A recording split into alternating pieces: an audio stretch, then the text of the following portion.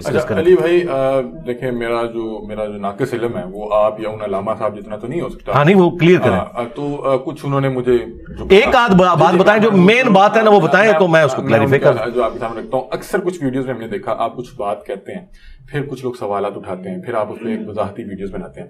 آپ نے چھوکرا یا لونڈا یا اس طرح کے الفاظ استعمال کیے, آپ کو نہیں لگتا کہ اس طرح کے ورڈز؟ جی میں نے کوئی ایسے الفاظ استعمال نہیں کیے, یہ تو بات بالکل غلط ہے. میں نے کب ویڈیو دیکھی؟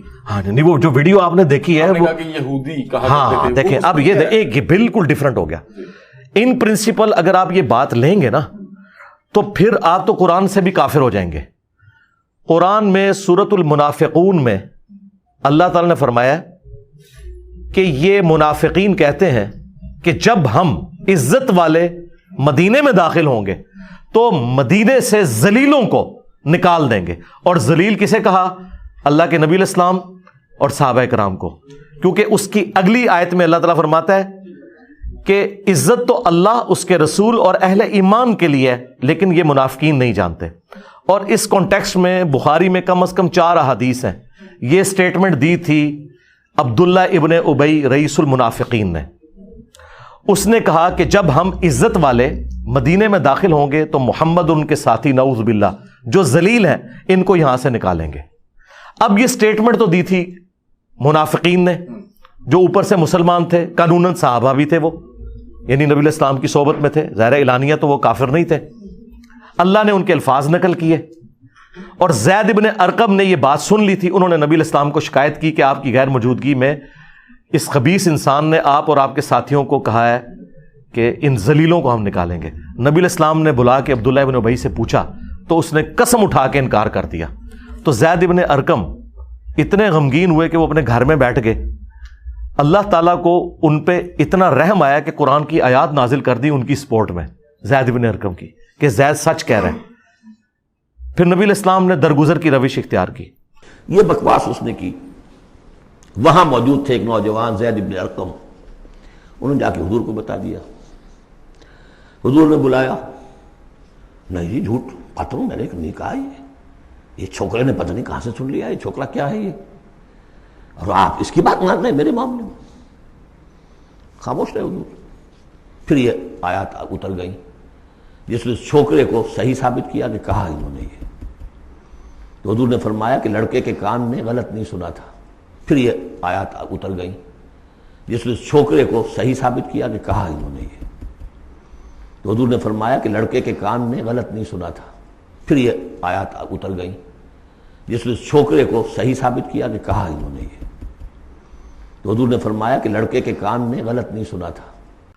تو جب ہم قرآن سے بیان کریں گے کہ منافقین کہتے تھے کہ نبی علیہ السلام اور ان کے ساتھی جو کہ ذلیل ہیں ان کو ہم مدینے سے نکالیں گے, جب یہ میں بات قرآن سے بیان کروں گا تو کوئی بیوقوف ہی سوچے گا نا کہ میں نے نبی علیہ السلام یا ان کے ساتھیوں کو کچھ کہا. یہ تو بہت بڑی بیوقوفی ہے یہ بات کرنا. یہ میں یہ کلیئر کرنے لگوں, آپ پورا مقدمہ سمجھیں. اس مقدمے کے تحت پہلے تو یہ میدان میں آئے نا اور یہ زید ابن ارقم کو بھی کافر کہیں کہ اس نے یہودیوں کی بات جو منافقین تھے وہ کوٹ کی, پھر قرآن میں اللہ نے وہ بات کوٹ کی, قرآن بھی گستاخ رسول ہو گیا نعوذ باللہ.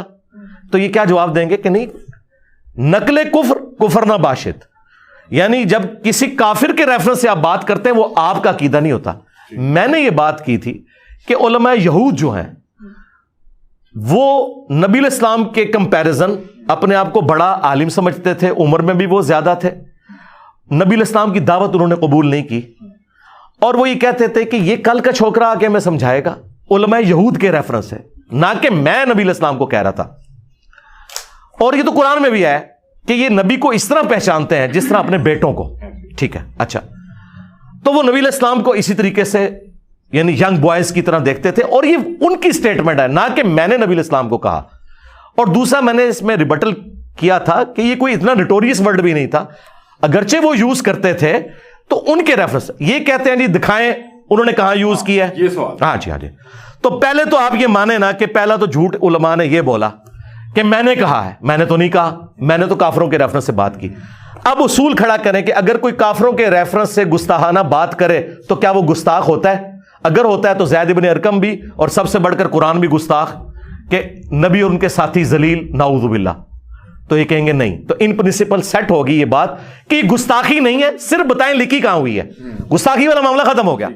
تو پھر میں نے ان کو بتایا تھا کہ شستہ اردو کے اندر جب آپ مخالفین کے سارے جملوں کو جمع کرتے ہیں نا, تو ایک ورڈک کے طور پر یہ اردو زبان کا محاورہ ہے.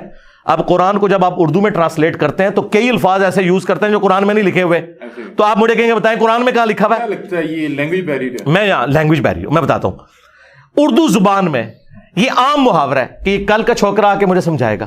اب دیکھیں میرے ساتھ اللہ کی غیبی مدد آئی کہ پاکستان کا جو فیس ہے اہل حدیث کا, خلیل الرحمان صاحب, جو اسلامی پروگرام اور رمضان نشریات میں اہل حدیث کی نمائندگی کرتے ہیں, جیو کے اوپر, ARY کے اوپر اور باقی چینلز پہ, ان سے لائیو کوسچن ہوا جب دیوبندیوں نے اعتراض کیا اہل حدیث کے اوپر.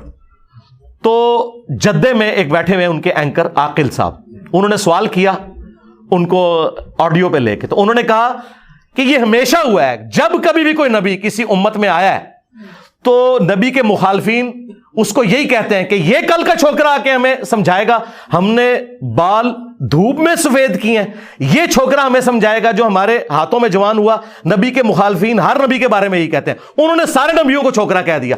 میرے بھائیوں, وہ بدبخت جو جہلم کا بیٹھا ہوا, معاذ اللہ, اس نے رسول اللہ کے بارے میں اتنی بڑی ہرزہ سرائی کی اور جھوٹ بولا ہے.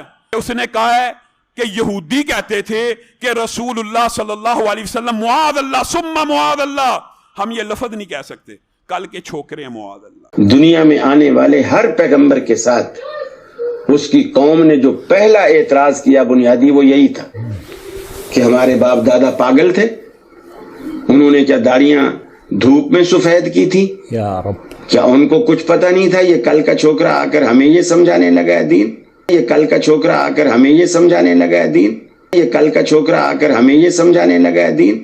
اس دن سے جی ہمارے مخالفین مر گئے ہیں. کیوں؟ وہ ان کا سب سے بڑا فیض تھا. اب اس کو اردو کون سکھائے گا؟